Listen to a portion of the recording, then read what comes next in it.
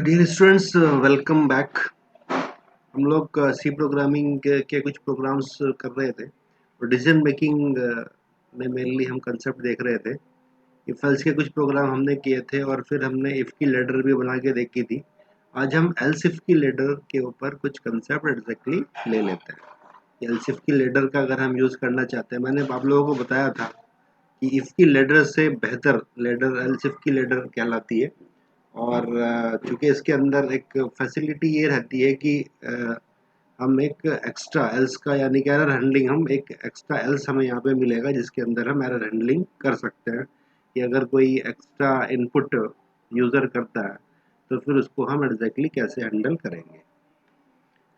तो ये particular construct है लेटर ऑफ एल्स इफ का कि सबसे पहले हम इफ कंस्ट्रक्ट लगाएंगे और सबसे लास्ट में हम एल्स कंस्ट्रक्ट लगाएंगे और बीच में मल्टीपल एल्स इफ ये यहाँ पे हम रख सकते हैं।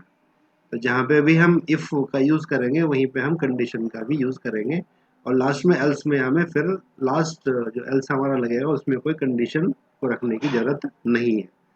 तो हम यहाँ पे मल्टीपल कंडीशंस यहाँ पे रख सकते हैं। इफ लगाएंगे तो कंडीशन 1 लगाएंगे, फिर वहाँ पे हम ब्लॉक भी बना सकते हैं उसका, या फिर सिंगल स्टेटमेंट भी यहाँ पे रख सकते हैं और फिर से एल्स इफ स्टेटमेंट लगाएंगे, कंडीशन लगाएंगे और मल्टीपल स्टेटमेंट ब्लॉक बना के यहाँ पे लगा सकते हैं। तो इस तरह से ये ब्लॉक पर्टिकुलरली यहाँ पे बनते चले जाएंगे और लास्ट ब्लॉक हमारा एल्स का ब्लॉक होगा, उसमें भी हम मल्टीपल स्टेटमेंट को रख सकते हैं।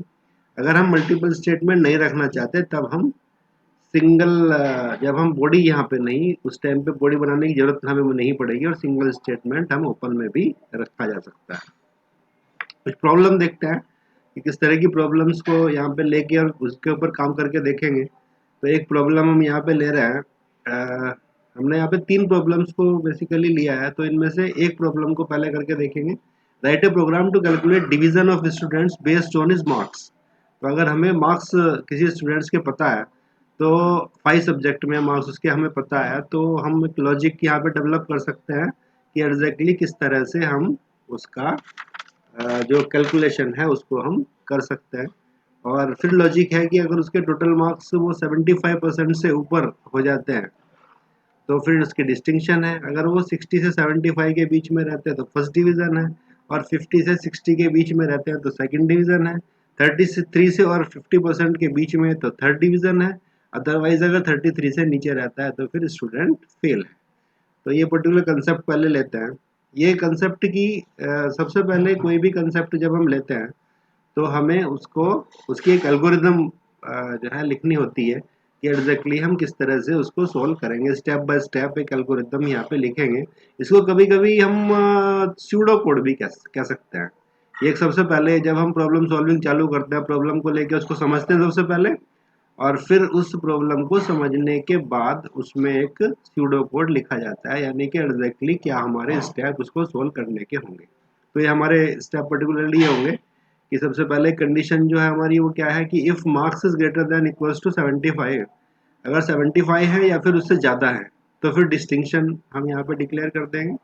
उसके बाद सेकंड स्टेप होगा कि else if marks is less than 75 and marks greater than equals to 60, तो दो यहाँ पे कंडीशन हमें एक साथ लगानी होंगी और इनके बीच में एंडिंग का हमें यूज करना होगा। जो गेट हमारे 3 हमने पढ़े थे लॉजिकल, जो हमने गेट पढ़े थे एंड, ओवर और नॉट, तो उसमें से यहाँ पे हम एंड गेट का यूज़ करेंगे। क्योंकि अगर दो कंडीशन हम यूज़ कर रहे हैं और दोनों कंडीशन ट्रू होने की कंडीशन में ही ये पर्टिकुलर स्टेटमेंट चलेगा।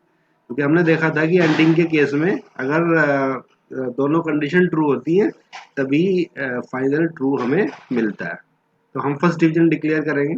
एल्सिफ अदरवाइज फिर कंडीशन होगी कि अगर 60 से नीचे है मार्क्स और मार्क्स जो है 50 या फिर उससे ऊपर है, तो फिर हम यहाँ पे सेकेंड डिवीजन डिक्लेयर कर देंगे।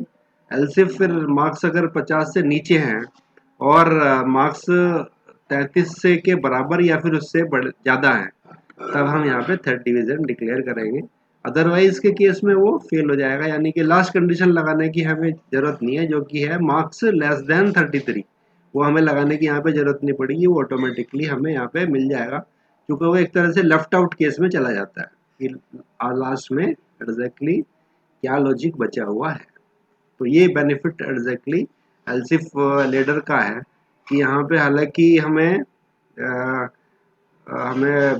यहाँ पे 1 2 3 4 5 एग्जैक्टली हमें यहाँ पे कंडीशन चेक करनी थी, लेकिन 4 कंडीशन चेक करके ही हमारा 5वां काम जो है वो एक तरीके से फ्री ऑफ कॉस्ट हो जाता है। तो ये बेनिफिट है। अब हम यहाँ पे एग्जैक्टली इस काम को अब करके देख सकते हैं। तो यहाँ पे हम इस लॉजिक को एग्जीक्यूट करके देखते हैं, और सबसे पहले हम यहाँ पे डॉस बॉक्स को रन कर लेंगे, एंटर मार लेंगे और उसको ऑल्ट एंटर से फुल स्क्रीन पे ले आएंगे और न्यू एडिट विंडो खोल लेंगे। अब इस लॉजिक के लिए सबसे पहले हम डॉक्यूमेंटेशन ब्लॉक यहाँ पे लगा लेंगे। एग्जैक्टली प्रोग्राम हम लॉजिक यहाँ पे क्या कर रहे हैं उसके बारे में हम यहाँ पे बताएंगे। तो हम लिखेंगे यहाँ पे राइट ए प्रोग्राम टू, हम डिसीजन का कोर्स का प्रोग्राम कर रहे हैं तो डिसाइड हम यहाँ पे लिखेंगे वेब टू डिसाइड। यहाँ पे हम डिवीजन कैलकुलेट करना चाहते हैं, division of a student based on his marks in 5 subjects। अगर 5 सब्जेक्ट हैं तो उसके अंदर हम डिसाइड यहाँ पे कर सकते हैं। तो सबसे पहले हम यहाँ पे कुछ जो हम 2 मेनली हेडर फाइल लगाते हैं, stdio.h और conio.h, इनको हम लगा लेंगे फाइल्स को।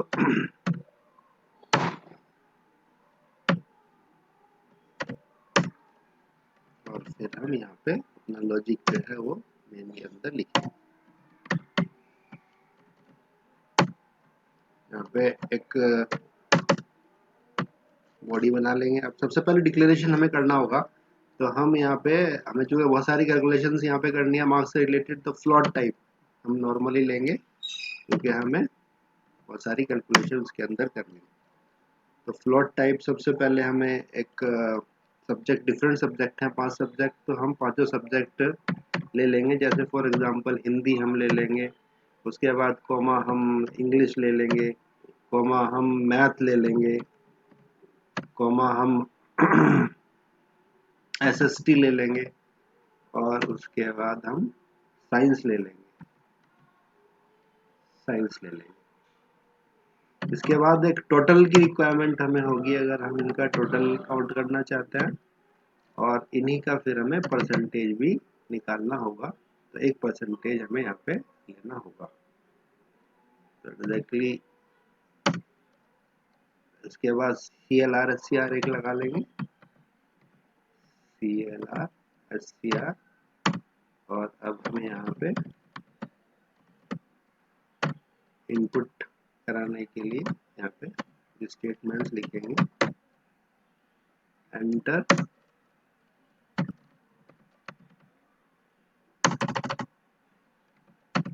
मार्क्स इन हिंदी लिखेंगे सबसे पहले, और यहाँ पे न्यू लाइन लगा देंगे। उसके बाद हम स्कैनफ फंक्शन लगा देंगे, और इसमें हम %f फॉर्मेट स्पेसिफायर लगाएंगे, और हिंदी सबसे पहला हमारा जो सब्जेक्ट है उसके अंदर स्कैन करा लेंगे। अब यही पर्टिकुलरली 5 सब्जेक्ट के लिए हमें करना है, तो उसको हम कॉपी कर सकते हैं। तो हम एडिट में जाके और इसको कॉपी कर लेंगे, और फिर स्पेस बना के वहाँ पे हम इसको पेस्ट कर सकते हैं। इजी है। अब हम इसके अंदर चेंज कर लेंगे, एंटर मार्क्स इन इंग्लिश यहाँ पे लिखेंगे, इंग्लिश, और वेरिएबल का नाम हम चेंज कर लेंगे। स्पेलिंग अगर गलत हो जाती है तो वहाँ पे समस्या हो सकती है, इसलिए हमें याद होना चाहिए कि हमने एग्जैक्टली क्या यहाँ पे जो हमने वेरिएबल का नाम दिया था वो क्या है। Enter marks in English, Hindi के बाद हिंदी और इंग्लिश के बाद मैथ हमने दिया था, मैथ्स लिख सकते हैं यहाँ पे। लेकिन वेरिएबल का नाम हम जब देंगे तो वहाँ पे चूंकि हमने मैथ बनाया था, एस नहीं लगाया, तो हम मैथ लिखेंगे। 3 सब्जेक्ट हो गए। इसके बाद हमारा चौथा सब्जेक्ट एसएसटी था, तो मार्क्स इन यहाँ पे लिख देंगे सोशल साइंस, सोशल साइंस, और यहाँ पे हम एसएसटी लिख देंगे। और फिर यहाँ पे हम पेस्ट दोबारा से करेंगे और मार्क्स इन साइंस लिख लेंगे, साइंस, और यहाँ पे भी चेंज कर लेंगे हम एस। अब हम यहाँ पे सबसे पहले टोटल कैलकुलेट करेंगे। Total equals to Hindi plus English plus math plus SST plus science. तो ये हमारा हो जाएगा। और यहाँ पे हम फिर इसका प्रिंट करा के देखेंगे। Printer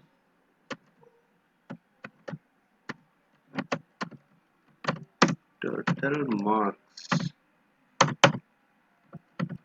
equals two percent F, और यहाँ पे टोटल में से उसको हमें प्रिंट कराना है, तो कॉमा के बाद हमें उस वेरिएबल का नाम लिखना होगा। एक गेट ch हम यहाँ पे लगा देंगे सबसे पहले,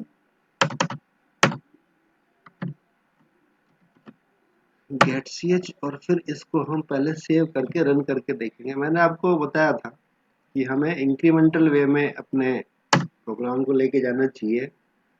तो इसका हम डिवीजन रख लेंगे नाम। अगर हमारा कंसेप्ट थोड़ा बड़ा है तो हम धीरे धीरे उसको इंक्रीज करें। पहले हम कम से कम इतना देख लें कि हमारा इतना प्रोग्राम ये रन कर रहा है कि नहीं कर रहा है। तो जैसे हमारे यहाँ पे मार्क्स आ गए, एंटर मार्क्स इन हिंदी, जैसे हमारे हिंदी में मार्क्स 66 आए, फिर 67 आए मार्क्स, फिर 78 आए, फिर 88 आए, फिर 89 आए। तो हमारा टोटल जो है 388 मार्क्स यहाँ पे हो गया है। तो टोटल मार्क्स हमारे ठीक से काम यहाँ पे कर रहे हैं कि एग्जैक्टली कितने सारे जो हमारे सब्जेक्ट हैं उसमें हमारे टोटल मार्क्स कितने आ चुके हैं। अब हम पहले इन मार्क्स में हमें परसेंटेज यहाँ पे निकालना होगा। तो परसेंटेज के लिए हमें सबसे पहले एवरेज हमें निकालना होगा इनका। उससे पहले हम यहाँ पे एक वेरिएबल ले लेते हैं। परसेंटेज हमने लिया हुआ है, तो हम एक यहाँ पे एवरेज भी ले सकते हैं, एवरेज।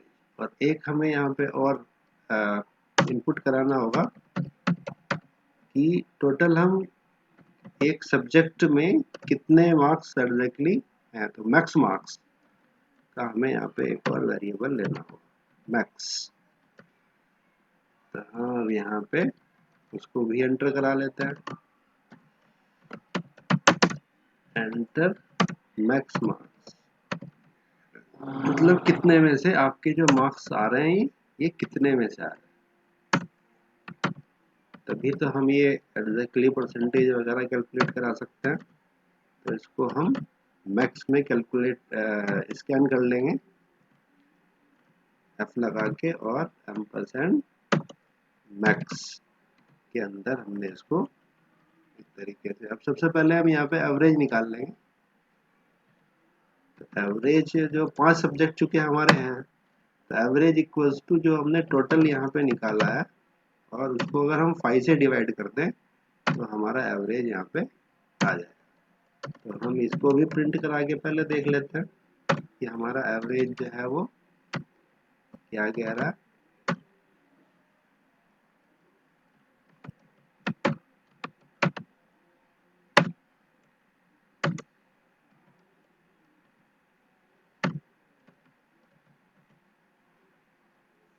एवरेज, तो और हमें यहाँ पे न्यू लाइन लगाना होगा।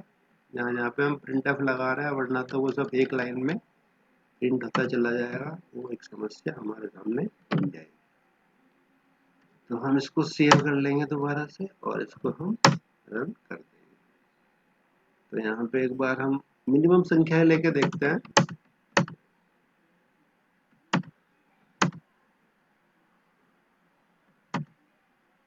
तो टोटल मार्क्स का 20 है, तो एवरेज हमारा 4 आ रहा है। तो इससे हमें पता चल गया कि हमारा जो सॉफ्टवेयर है वो सही से काम कर रहा है। 3 + 2 5 + 3 8 + 4 12 + 10, यहाँ पे टोटल हमारा आ रहा है।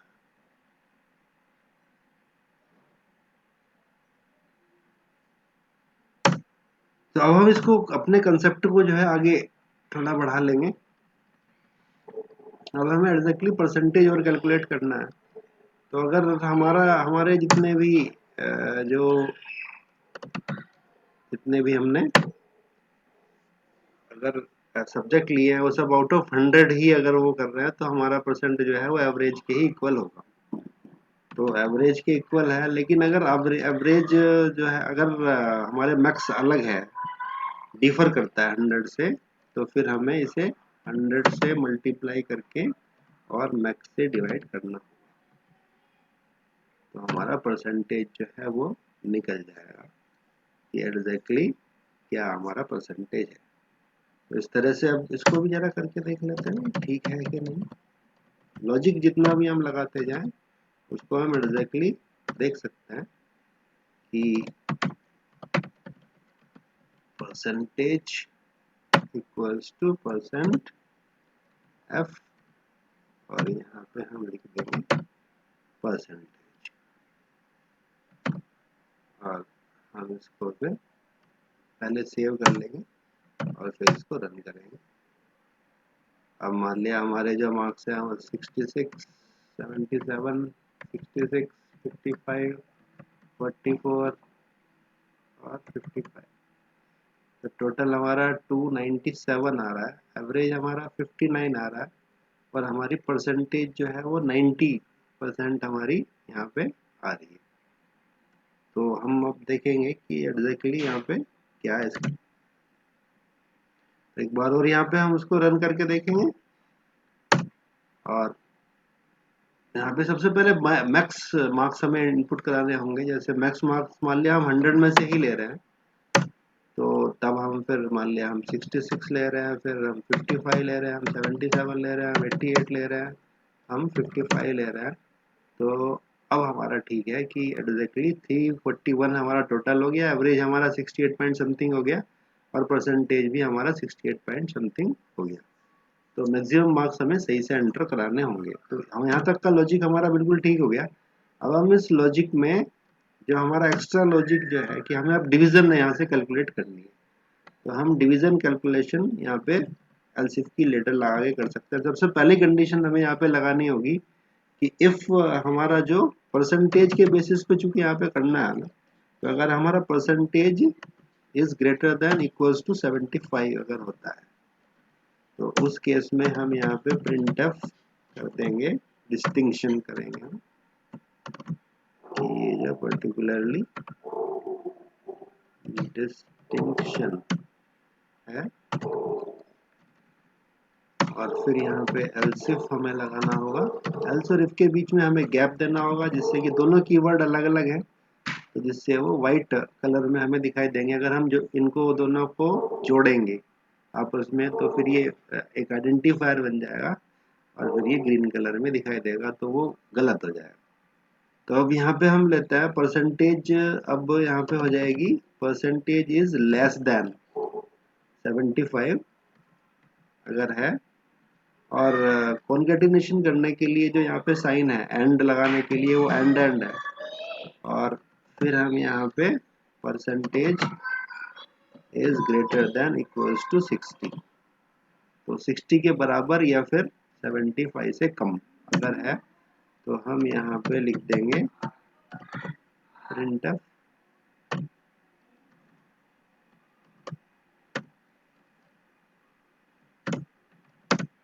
फर्स्ट डिवीजन हम यहाँ पे लिख देंगे और न्यू लाइन लगा सकते हैं। अब हम इसी लॉजिक को चूंकि हमें बार बार करना है तो हम इसको कॉपी कर लेंगे। एडिट में जाके हम पहले कॉपी करेंगे और फिर यहाँ पे हम स्पेस बना के उसको पेस्ट करते जाएंगे। अब इसके अंदर चेंज कर लेंगे। अब इसको कर लेंगे less than 60 and percentage is greater than equals to 50। तो ये हमारा सेकंड डिवीजन में चला है। Second division. अब नेक्स्ट हम फिर से यहाँ पे हम इसको पेस्ट कर लेंगे और फिर चेंज करेंगे लॉजिक के अंदर। अब ये 50 से नीचे और 33 से ऊपर, तो इसको हम यहाँ पे लिख सकते हैं थर्ड डिवीजन। Third division. फिर स्पेस बना के हम फिर से पेस्ट करेंगे और यहाँ पे हम लॉजिक को चेंज कर लेंगे फिर से।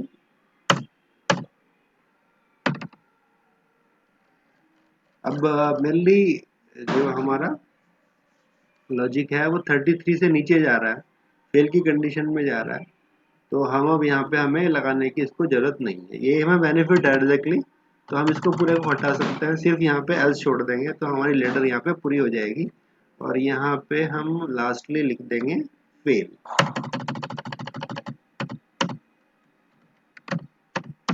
Fail candidate. तो इस तरह से यहाँ पे हमारी जो लेटर है वो कंप्लीट है।